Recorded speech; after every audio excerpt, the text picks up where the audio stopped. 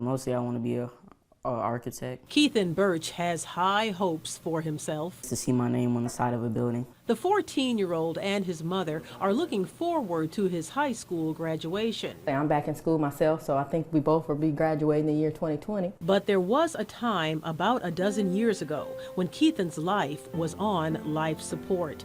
He was diagnosed with Desmoplastic Medulloblastoma, a rare form of brain cancer. His surgery lasted 14 hours. I had to go through the pain of thinking that I wouldn't survive.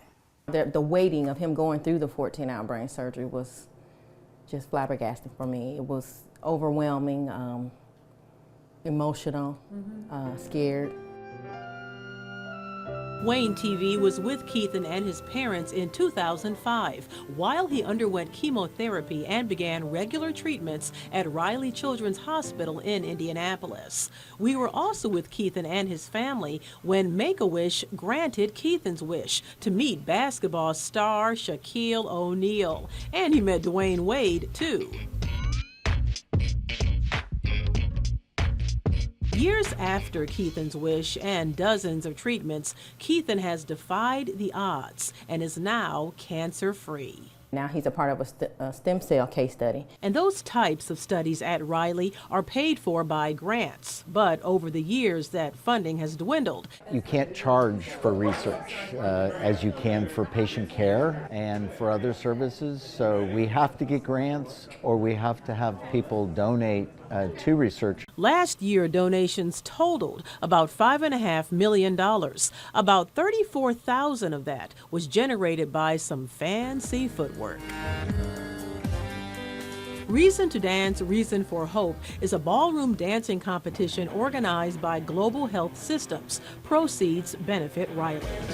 Modeled after Dancing with the Stars, TV show. But in this contest, community leaders referred to as celebrities must raise money for Riley. The celebrity who raises the most wins. And we pair them up with professionals, and they learn 2 dance routines. And this year, look who's dancing. Ready and change sides. Keep it going. For a couple months now, yours truly and former Comets captain Kaylee Schrock have been learning dance routines at the Fort Wayne Ballroom Company.